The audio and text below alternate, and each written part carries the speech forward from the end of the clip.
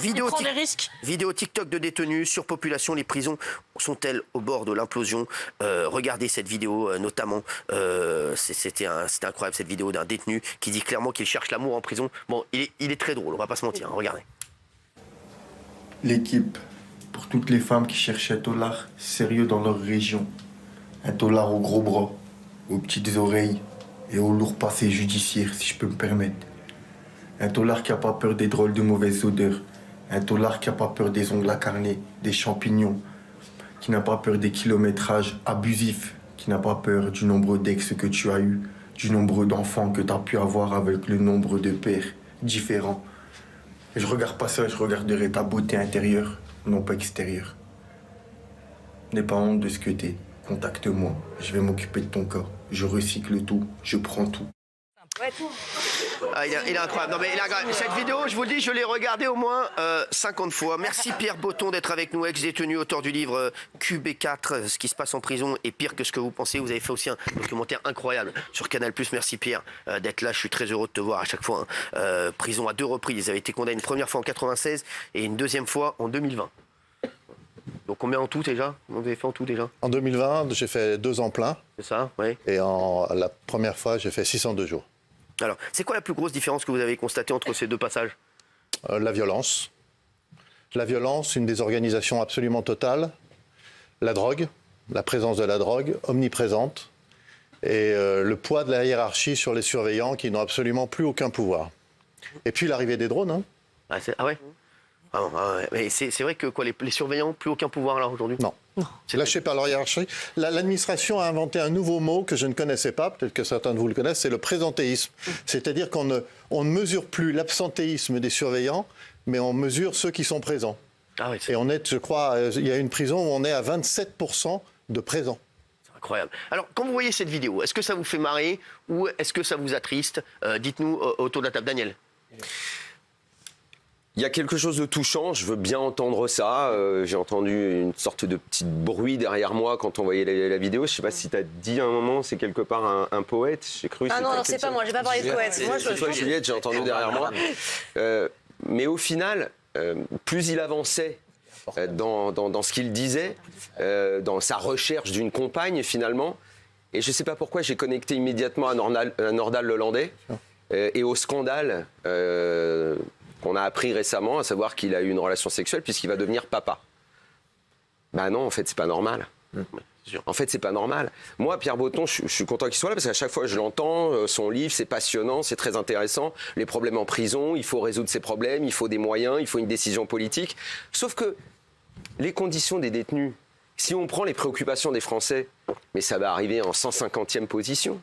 Il y a tellement de soucis déjà à régler pour la population française en dehors que ce qui se passe en prison, en gros, je suis désolé de le dire, mais les Français, ils en ont rien à cirer. Ils vont se dire, mais même s'ils sont 50, j'exagère le trait volontairement, ils sont 20, ils sont 30 par cellule, mais vous vous rendez compte les soucis que déjà les Français ont dans leur vie courante, le pouvoir d'achat, l'insécurité, ce dont on parle à longueur de temps sur les plateaux de télé. Donc les problèmes en prison, je nie pas les constats, je nie pas les problèmes. Vous parlez de séparatisme très souvent, mais il y en a également dehors. Vous parlez de surpopulation, de misère, mais il y en a également dehors. Donc à quel moment on va avoir les moyens de faire peser sur la collectivité la résolution de ces problèmes à l'intérieur des prisons? On va jamais s'en sortir en fait. Donc on va dire quoi? Il faut construire. Pourquoi on ne construit pas? Qu'on en construise des prisons. Pourquoi on ne le fait pas? Macron, on a promis 15 000. Merci. Est-ce que vous répondez, Pierre Botton, à ce que vous dites? Alors, 3 choses. Concernant Norman Lelandais, c'est un scandale. Merci. Donc, je le dis, c'est un scandale. C'est-à-dire que l'administration pénitentiaire veut que tous les détenus soient traités de la même façon. C'est une folie. Même nous, détenus, nous ne le voulons pas.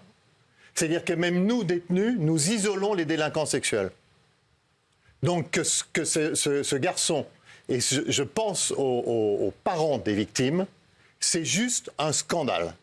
Qu'on accorde un parloir familial à ce garçon compte tenu de ce qu'il a fait, c'est juste honteux. C'est un détenu qui vous le dit. La deuxième chose, c'est pas parce que lui, c'est honteux, qu'il faut en priver d'autres. Mais oui. Okay. Voilà. Donc j'aimerais juste qu'on mette le haut là sur certaines choses et que l'administration pénitentiaire ait le courage, et au-dessus de l'administration pénitentiaire, il y a un ministre, qu'ils aient le courage, justement, de prendre ce style de décision. La deuxième chose, Mais monsieur quel type de décision, pardon, je n'ai pas compris. de ne pas donner de parloir familial. Ah, d'accord, ok. Voilà. La deuxième chose, monsieur, j'entends ce que vous dites sur le fait, les prisons, tout le monde s'en fout. La seule chose, monsieur, c'est que tous ces gens-là ressortent et qu'une partie de la sécurité des Français se joue en prison. Vous avez, il y a 2 jours, un gars qui sortait de tôle, qui a essayé de kidnapper, à la sortie d'une école, une petite fille. C'est l'échec du système carcéral tel qu'il est conçu aujourd'hui. Et il faut avoir le courage de le changer. Non, mais ce que je voulais dire, c'est que pour résoudre le problème, vous le dites très souvent, il va falloir des moyens et des décisions politiques fortes. Bon, alors des décisions politiques fortes. Oui. Mais comme les politiques sont concentrés sur d'autres sujets qui préoccupent les Français ne vont pas attendre. Ils n'entendent pas votre message. Je ne dis pas que votre message n'a pas de sens, n'est pas intelligent. Il est plein de bon sens, votre message. Je comprends ce que vous voulez dire. Sauf qu'on est focalisé sur plein d'autres problèmes de la société. Tout est lié. Comment on va... Pardon ? C'est lié. Quand vous avez des problèmes d'insécurité et que ça fait partie des principales préoccupations des Français, l'insécurité et les prisons, c'est lié. Le besoin de places de prison. Tu l'entends ça dans les discours politiques ? Bah bien sûr, le fait de devoir construire des places de est-ce prison, que tu l'entends ? Est-ce que tu as déjà entendu le ministre de l'Intérieur en parler, par exemple ? Dire quoi concrètement ? Des problèmes des prisons. Que c'est lié. Que ce qui se passe en prison, c'est lié avec ce qui se passe dehors. On n'a pas ça, on n'a pas ce genre de... Même le fait d'expulser les criminels étrangers, c'est une solution aussi. Et on en ferait vraiment parler. Gilles Verdez. Moi, je suis en désaccord total avec ce que dit ou sous-entend Daniel. C'est-à-dire que ça commence. Pour lui, il y a une sorte de normalité à la surpopulation carcérale peut-être. Si vous dites comme... Non, tu comprends pas ce que je dis. Laissez-moi finir, Daniel. Non, mais le problème, c'est si tu comprends pas ce que je dis. Il y a 2007... Attends, laisse-le préciser. Non, je parle des Français en général. Est-ce que tu crois que dans la préoccupation des Français, ce qui se passe en prison est important ? Je ne dis pas que ça ne l'est pas, je dis qu'il faut l'expliquer. Il faut expliquer en quoi ça peut avoir des répercussions sur ce qui se passe dehors. Ça, tu comprends ce que je dis ? Je ne dis pas que les prisonniers, il faut s'en foutre, que c'est bien qu'ils soient 50. Tu comprends ? Aujourd'hui, on ne réagit en politique que par le classement des préoccupations des Français. À chaque fois, on fait ça sur tous les débats. T'as les classements, préoccupations, c'est pouvoir d'achat. D'ailleurs, il y a un truc. C'est vrai que quand il y a le débat du deuxième tour entre les deux candidats, ils prennent les thèmes. Il n'y a jamais ça. Il a raison. Non, mais il y a toujours la sécurité. Le pouvoir d'achat, la sécurité, bien sûr. Il y a toujours la sécurité.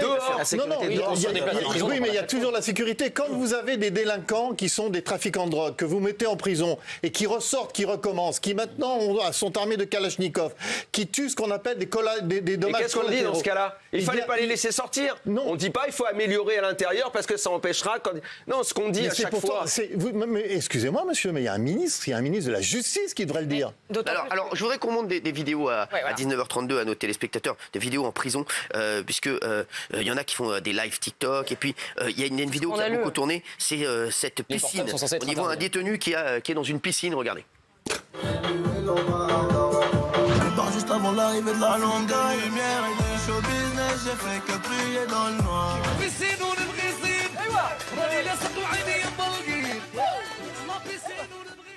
Non mais c'est une énorme blague. Quoi ? Mais moi, je trouve ça scandaleux qu'on puisse avoir ce genre de contenu sur TikTok. Et il y a une vraie responsabilité des viewers, excusez-moi d'utiliser un mot anglais, mais des personnes qui regardent ce contenu. Et pour moi, on doit totalement boycotter ce genre de contenu. Et TikTok devrait bloquer ces vidéos. C'est le mec qui a laissé mettre la piscine. La France a été ça aussi, mais c'est multifactoriel. C'est multifactoriel, c'est à plusieurs échelles. Les surveillants ne peuvent plus rien faire, ils sont complètement méprisés. En même temps. Oui, Sarah. La France a été condamnée plusieurs fois par la Cour européenne des droits de l'homme pour des conditions indignes, et ça on est d'accord, il y a des problèmes d'hygiène, on est d'accord. Mais ils n'ont pas le droit au portable. Ils continuent leur trafic de stupéfiants à l'intérieur de la prison. Ils font pas avant, après, comme vous le dites. À l'intérieur, ils font du business, il n'y a pas de problème. C'est la tyrannie même à l'intérieur. Ils font peur aux matons, aux surveillants. Ils font TikTok, la PlayStation. Moi, je veux pas pleurer pour eux. Je veux bien pleurer pour les victimes. Je ne vais pas m'apitoyer pour des personnes. En 2015, déjà, il y avait une page Facebook qui s'appelait MDR au Beaumet.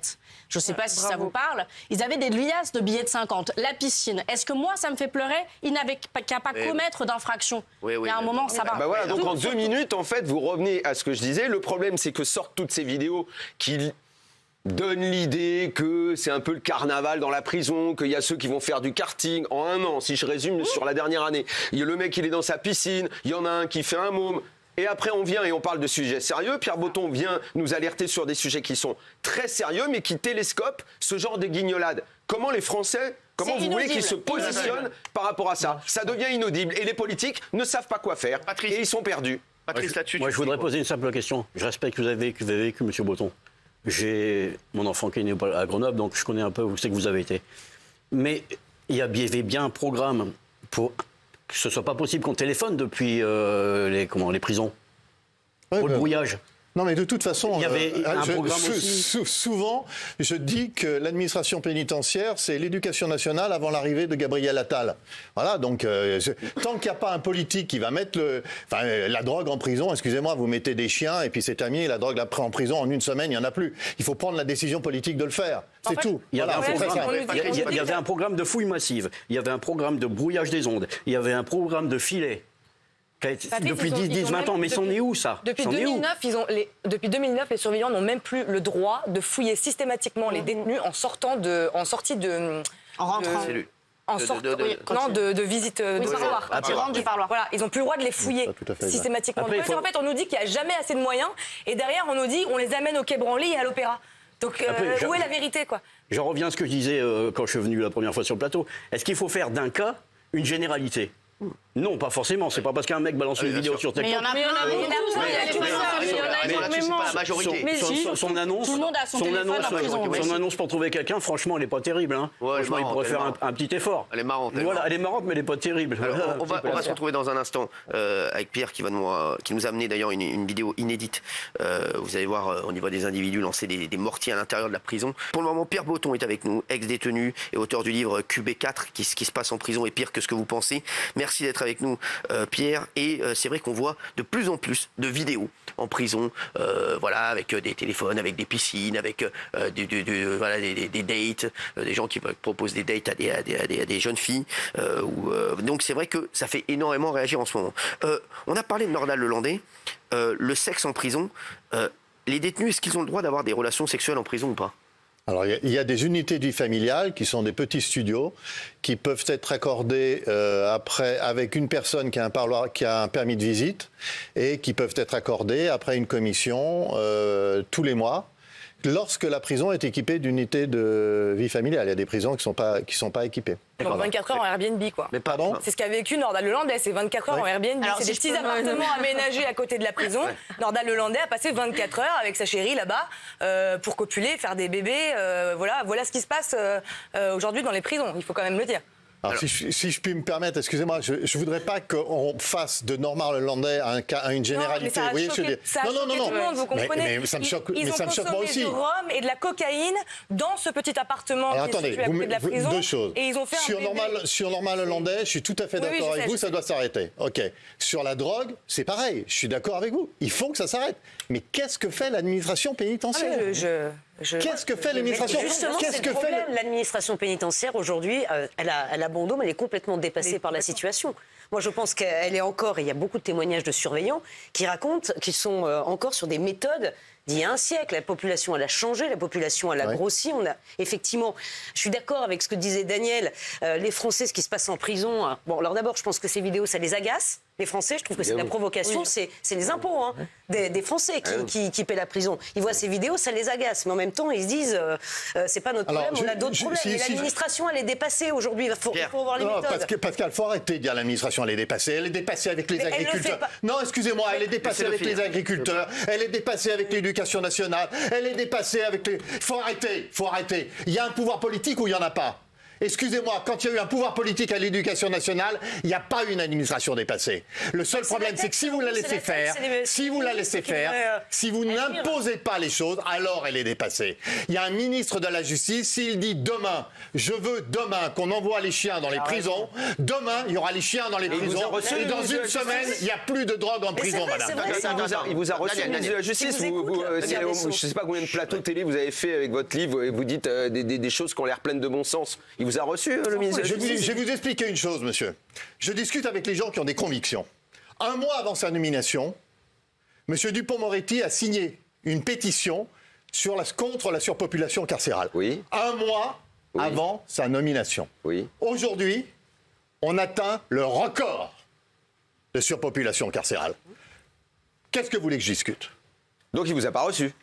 J'ai été reçu place Vendôme, j'ai été reçu à l'Élysée. Oui. Mais que voulez-vous que je discute avec quelqu'un qui renie ses convictions à ce point-là?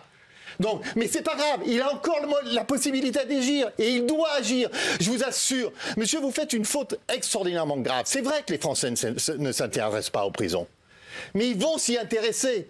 Parce que quand une gamine est tuée dans sa chambre par une balle tirée par un trafiquant de drogue de façon collatérale, ils vont être obligés de s'y intéresser. Quand vous avez ce détenu qui va chercher une petite gamine alors qu'il sort de tôle, ils vont être obligés de s'y intéresser. Il faut que les Français le comprennent. Leur sécurité se joue en prison. On les tient. Attendez, excusez-moi, je veux juste finir. Non, mais dans les cas que vous venez de décrire, vous savez à quoi on va s'intéresser? À la justice. On va se demander pourquoi le gars qui a tué s'est retrouvé dehors alors qu'il était dedans et qu'il est sorti trop tôt. Vous comprenez ce que je veux dire? Non. Les liens, en fait, on ne les fait pas forcément. Monsieur, il y a deux solutions. C'est pour ça que je vous demande si le ministre vous a reçu. Parce que ce que vous dites, il faudrait que ce soit... Je ne peux pas croire que le ministre ne comprenne pas ce que vous dites. Vous avez tort. Ces liens-là, on ne les fait pas forcément. Vous avez tort, monsieur. C'est-à-dire vous avez tort de ne pas croire que le ministre ne croit pas à ce que je dis. On sait pourquoi les chiens ne sont pas pour les drogues. Je ne veux Mais monsieur, pas attendez, j'ai juste vous dire une chose. Aujourd'hui, on dit que la prison sert à isoler. Vous avez la chance, la justice donne cette chance-là, pendant 3 ans, 4 ans, 5 ans, d'avoir les gars sous la main. Qu'est-ce qu'on en fait? Rien. On les fout dans des cellules, 22 heures sur 24, parce que la surpopulation fait que maintenant ils sont 22 heures sur 24, entassés les uns sur les autres, parfois avec des imams radicalisés. Il ne faut quand même pas oublier que le gars de Bir Hakeim, il sortait de 50 tôles. Absolument. Il sortait de 50 tôles. À quoi a servi la prison, là? Et disent les Français dans ce cas-là, il n'avait qu'à pas sortir de tôle, il fallait le mettre pour 20 ans. C'est une solution. C'est une solution, monsieur. Mais vous ne pouvez pas mettre tout le monde pour 20 ans, parce que les petits délinquants qui font chier dans la rue, ils n'ont pas pris 20 ans, vous n'allez pas leur mettre 20 ans. Je sais. Le gars qui vous casse votre bagnole, vous n'allez pas lui mettre 20 ans. Vous allez le mettre en prison et vous allez le faire travailler en prison. Mais moi, au fond, je pense que vous avez raison. Mais monsieur, je vais vous dire une chose.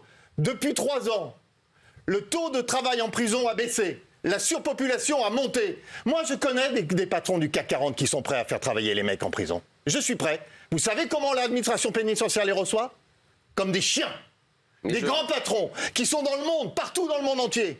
Mais croyez-moi, j'entends votre discours. Ce que j'aimerais, c'est qu'il soit entendu par les politiques. Alors, j'aimerais qu'on voit... Il n'y a pas que les téléphones. Excusez-moi sur la véhémence, mais je sais tellement que ce que vous dites est vrai que je ne trouve pas d'autre moyen pour m'expliquer, pour l'imposer, ce qui est une preuve de faiblesse, que de le dire comme ça. Messieurs les Français, les citoyens français, votre sécurité se joue en prison. Il faut s'en occuper. Mais Pierre, dites-le. Il n'y a pas que les téléphones qui entrent en prison, il y a aussi beaucoup de drogue, comme vous l'avez dit. Il semblerait qu'il y ait plusieurs techniques pour la faire passer. Certains utilisent la méthode de la catapulte. Regardez. Vas-y, ça arrive, ça arrive. Là, ça arrive. Un traceur vient trop allumé. Toujours les mêmes dans la promenade en train de fabuler. Impunité. Et puis il y a celle du drone également. Regardez le drone.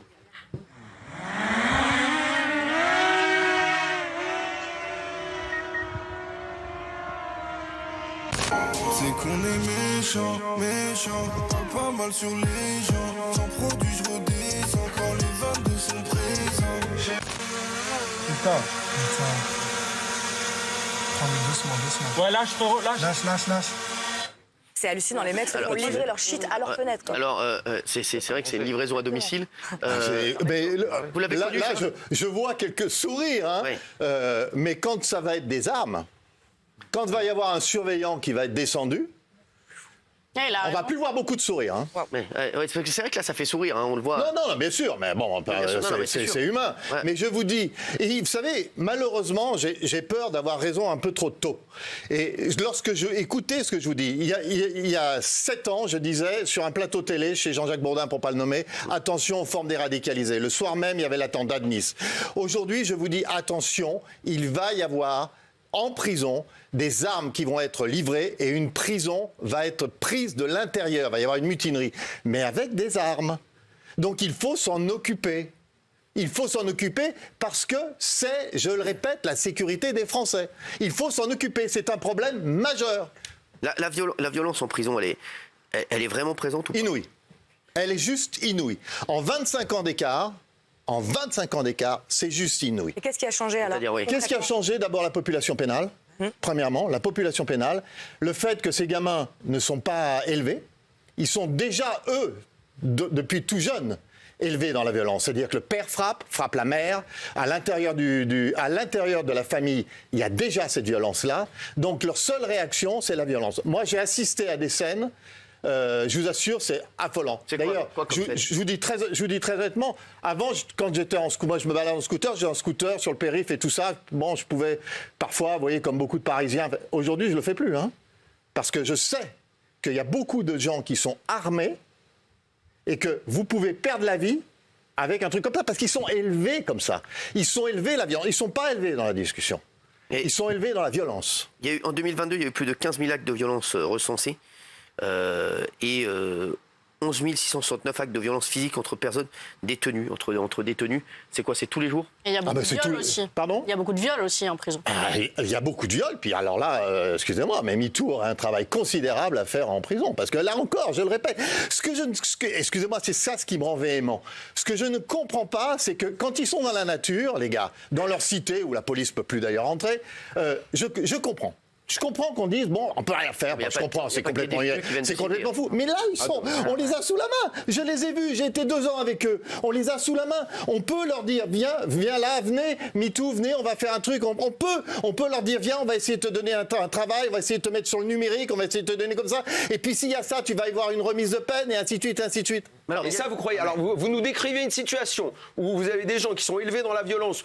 On n'est pas loin, si on vous suit quand même, de limites de barbares qui n'ont pas été éduqués, machin, et vous pensez qu'on va arriver dans la prison, on va dire, tiens, je vais te mettre dans le numérique. Oui. Carrément, tout de suite. Oui. Mais si on le fait pas Le gap, il est énorme entre ça. Vous butez sur le périph' et le numérique. Je vais vous expliquer pourquoi. Non, c'est facile vos discours, mais je vais vous expliquer pourquoi. Excusez-moi, je vais vous expliquer pourquoi, oui. Parce qu'ils ne sont pas contents de cette situation-là. Je les ai côtoyés, M. Riolo. Non. Vous voyez de l'espoir? Moi, oui, bien sûr que je vois de l'espoir. Bien sûr que je vois de l'espoir. Très bien. Alors. Mais de l'espoir dans des lieux qui ne sont pas des lieux classiques. Quand vous leur demandez, excusez-moi, je vais choquer les gens, d'être techniciens de surface. La formation qu'on leur propose, c'est d'être techniciens de surface. Les gamins dehors, ils gagnent 500 balles par jour. Si vous leur non mais attendez, si vous leur proposez... Vous vous rendez compte? Si vous leur proposez... Vous voulez que le destin de ceux qui sont à l'intérieur soit plus élevé que certaines personnes qui sont dehors et qui galèrent pour trouver du taf? Ouais, c'est compliqué. Attendez, je vous dis seulement que si vous leur... Il y a des tas de choses qui peuvent les passionner. Le foot, vous êtes dans le sport. Les joueurs de foot ont une grosse responsabilité. Parce que si les joueurs de foot allaient en prison, leur expliquaient leur parcours... Et que parfois, il y a des joueurs de foot qui ont failli basculer. Monsieur Riollet, il y a des joueurs de foot qui ont failli basculer, vous le savez. Oui, bien sûr. Et il y a des grands sportifs qui ont failli basculer. Et si jamais ils viennent leur expliquer pourquoi ils n'ont pas basculé. Parce qu'aujourd'hui, la seule chose qui les sort, vous savez ce que c'est la religion. Baya. Oui, moi j'ai l'impression, et je pense que c'est pas qu'une impression, la prison est devenue un incubateur de voyous. C'est devenu une étape importante, et d'ailleurs il y a toute une culture autour de ça. Il y a beaucoup de rappeurs qui font la promotion de la prison, du fait que c'est devenu un label aussi d'être passé par la prison. Ils n'ont pas honte de dire, ah moi je viens de Fleury, j'ai fait ça, machin. Et je pense que c'est important aussi d'encadrer ces jeunes. Oui, mais alors moi je vais vous dire, moi je connais aussi beaucoup de gars qui sont allés en prison, qui sont aujourd'hui au contraire, qui veulent se réinsérer. Mais moi je parle des jeunes, hein. Voilà, non, mais si, je parle des jeunes où il y a des jeunes qui s'en sortent. Mais je parle de toutes. Même on a bien vu sur Snap, il y a des grilles tarifaires très bien organisées au niveau de la drogue. Donc ça devient des entrepreneurs en fait. Mais là où il y a tout un système. C'est de la volonté politique. Tout ça n'est que de la volonté politique. Il faut évidemment déjà commencer par vider les prisons des étrangers. Ça, c'est de la volonté politique. Il y a 20 000 places qui se libèrent directement. Il faut construire des prisons. Macron en a promis 15 000, on en est à peu près à 4 000. Mais en même temps, c'est de la volonté politique parce qu'il faut convaincre les maires. C'est extrêmement compliqué. Personne ne veut de prison dans son jardin. Et derrière, on peut aussi changer de stratégie. Vous savez, il y a des pays comme la Suisse, par exemple, qui enferment plus tôt, moins longtemps. C'est-à-dire qu'ils prennent les jeunes au moment où c'est encore réparable, en fait, avant d'en faire des multi-récidivistes. Ils les mettent en prison 6 mois. Et parfois, ça les calme et ils sortent. Mais c'est devenu le club med de la prison. Non, ça dépend de l'âge. Mais ils mettent plutôt en prison moins longtemps. Alors que nous, en France, On attend, la prison reste l'exception et on attend que les gamins soient multi-condamnés, multi-récidivistes pour les mettre en prison pendant des mois et pour leur fumer le cerveau en prison. Alors, et ça, c'est pas efficace. Pierre Boton, je voudrais qu'on vienne aussi sur la religion en prison. Est-ce que les gens peuvent exercer leur religion? Est-ce que c'est Alors, je voudrais présent? juste, excuse-moi, juste répondre sur deux choses. Sur la construction de prisons, il faut arrêter de vouloir les construire en ville. Hein. En ville. Bah oui. Ah oui. Il y a des campagnes qui meurent, où il n'y a plus rien, où c'est complètement désertifié. Il faut les mettre là. Aujourd'hui, le numérique permet d'avoir des parloirs en FaceTime. Ça fait moins de frais pour les familles. C'est quand même pas pareil. Donc, il faut, quand même. et je suis désolé, mais il faut les mettre. Il faut arrêter de les construire en ville, premièrement. Deuxième chose, il va falloir y venir. Il va falloir privatiser. Parce que l'administration, elle vous met 8 ans pour construire une prison. Le privé, il ne va pas vous mettre 8 ans. Hein. On estime que c'est entre 7 et 10 ans pour construire une prison de 500 détenus. Je suis désolé, il faut faire des petites prisons et réduire les recours là-dessus. Et puis l'autre chose, madame, vous parlez des maires. Aujourd'hui, je porte un projet de loi avec l'association des maires de France, que les maires, ils n'ont pas le droit d'entrer en prison. Les députés ont droit, mais pas les maires. Il faut que les maires puissent aller voir. Maintenant, pour ce qui se passe concernant la religion, c'est juste une catastrophe. Et là, on ne va pas parler de religion musulmane, je vais vous parler de mon cas personnel. Moi, je suis devenu croyant en prison. Je suis devenu croyant en prison, mais très croyant, hein. Mais c'est possible d'être catholique dans une prison aujourd'hui? Je le suis, madame. Mais c'est possible d'exercer sa religion catholique? Bien sûr. C'est compliqué. C'est très respecté. Okay. Mais le problème, c'est que si vous avez comme guide dans cette quête de la religion, si vous avez un guide qui vous dit « il faut que tu ailles tuer », c'est des mécréants. Il faut que tu craches sur la France. Moi, ma religion, elle ne m'a pas dit ça. Oui, d'accord. Vous avez entendu des choses comme ça? Bien sûr. Ah oui, quoi, bien sûr, mais moi, je me suis fait menacer. Ah oui? Je me suis fait menacer en étant traité de mécréant, bien sûr. Je me suis fait... Moi, j'ai eu peur en prison la première fois, pas du tout. Là, j'ai eu plusieurs fois peur en prison. Parce qu'il y a une grande majorité de population islamique dans les prisons. Non. Parce qu'il y a une quête de... Attendez, madame. Non, il n'y a pas une majorité de... Attendez, madame. Est-ce que l'islam a pris le pouvoir dans les prisons, oui ou non? Attendez, il y a une quête de spiritualité. Est-ce qu'il y a des appels à la prière? Est-ce qu'il y a tout ça? Il y a une quête de spiritualité. Parce que vous êtes seul, que vous faites un parcours humain sur votre vie, peu importe. Est-ce qu'on peut juste dire les choses? Vous l'avez vécu, répondez. Est-ce qu'il y a une majorité? Est-ce qu'il y a une mainmise de l'islam en prison? Est-ce que l'islam a pris le contrôle des prisons, oui ou non? En prison, depuis... Je vais vous répondre, hein, je ne suis pas un politique, je vais répondre. Depuis toujours, on met la misère en prison. Où elle est la misère aujourd'hui? Oui, elle est dans les banlieues et donc voilà. Donc la réponse est oui. Oui, la réponse est oui. La réponse est oui. Donc oui, mais parce que si vous voulez, vous dites, c'est l'islam, moi je vous dis, c'est la misère. Voilà, moi je suis pas du tout d'accord parce que la misère elle est partout, elle est dans beaucoup de départements. Elle est dans beaucoup de départements et les jeunes ne sortent pas cramer des voitures. Vous avez raison, mais reconnaissez quand même qu'elle est particulièrement concentrée dans les banlieues. Mais pas que. Vous avez des femmes qui vivent dans des conditions déplorables. Oui, arrêter cette victimisation. Aller dans le Nord.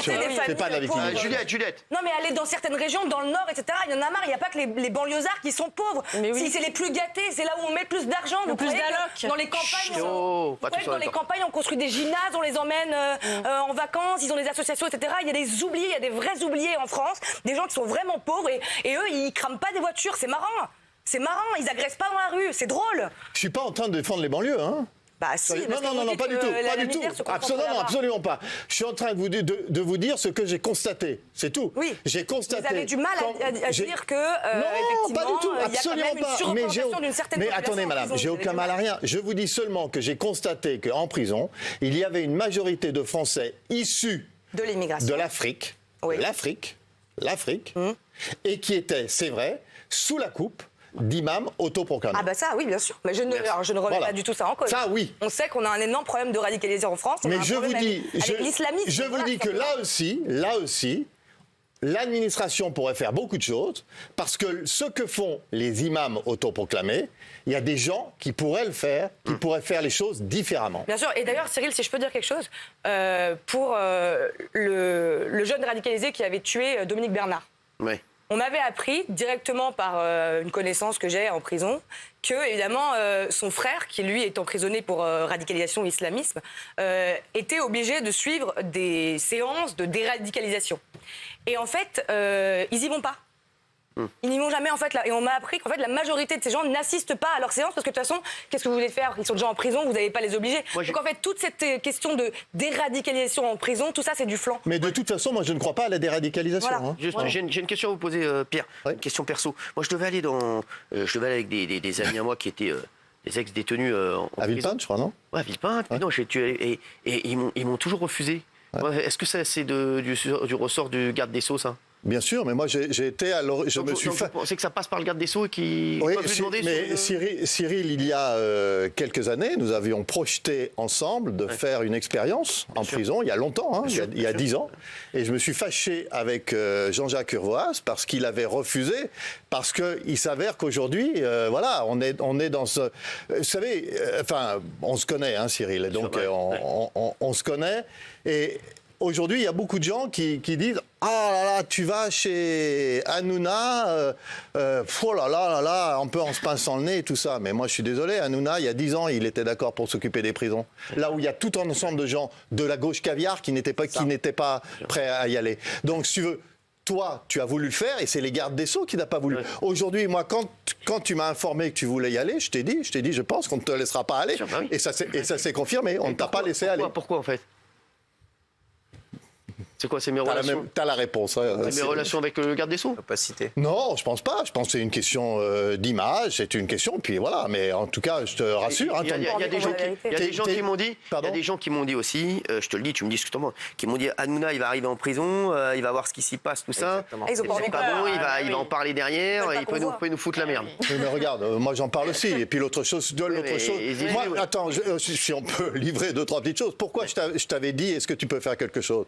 C'est parce que tu as un vrai impact sur les détenus. Tu es très regardé. Ouais. C'est pour ça que je voulais aller les voir. Lorsqu'on est à 18h en prison et qu'il faut savoir qu'en prison à 17h, les portes des cellules sont fermées, toutes les télés de la prison se mettent sur Hanouna. Avec des désaccords, pas d'accord, machin, oui, il va trop loin, machin. Mais en tout cas, tout le monde te regarde. Les gens ne regardent pas quotidien. Ils te regardent toi. C'est pour ça que je voulais aller les voir. C'est pour ça que je voulais aller les voir. Ils te regardent toi. Donc, ce que je dis, c'est que tu as un réel pouvoir. C'est pour ça que je voulais t'amener.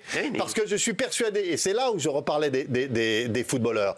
Il y a des gens, moi je suis trop vieux, mais il y a des gens, je le sais, qui ont qui peuvent faire quelque chose sur le mental de ces jeunes.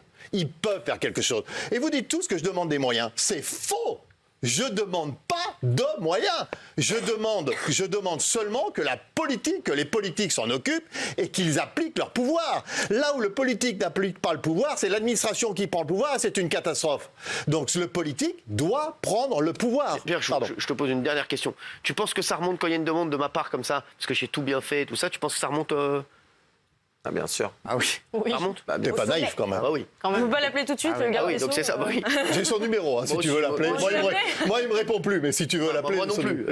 Donc voilà, oui. Si ça remonte pour vous, Cyril, ça veut dire que c'est remonté pour Colantes quand ça a été organisé à la Fresne avec le kart et la piscine, et on a toujours dit que ça n'était jamais remonté jusqu'au bureau du ministre de la Justice. Cyril Hanouna. Mais là, je veux juste parler d'une lâcheté énorme là-dessus, parce qu'on a fait reposer la responsabilité sur le directeur de la maison d'arrêt de Fresne. Il faut savoir que le directeur de la maison d'arrêt de Fresne, pendant les émeutes... C'est un fusible. Attendez. Pendant les émeutes, le mec, tout seul, il a défendu son établissement contre des balles réelles et une grenade. Donc c'est un peu facile, ça. C'est-à-dire quand il y a une salade qui est validée par tout le monde, parce que vous ne faites pas rentrer des cartes en prison si c'est pas validé par tout le monde, vous ne faites pas rentrer Cyril si c'est pas validé par tout le monde. Donc vous pensez bien que des cartes ne sont pas validées par tout le monde. Le jour où le gars, il défend sa prison contre des balles réelles, il faut que les gens entendent ça. On tire sur des balles réelles sur vos prisons. Il faut que vous l'entendiez. C'était il y a 6 mois. Avec une grenade, une vraie grenade. Eh bien, ce gars-là, excusez-moi, je vais être très vulgaire, mais il a des couilles et il mérite autre chose que le traitement qu'il a actuellement. Merci Pierre Botton d'avoir été avec nous. Merci beaucoup Pierre. Merci, c'est toujours un bonheur.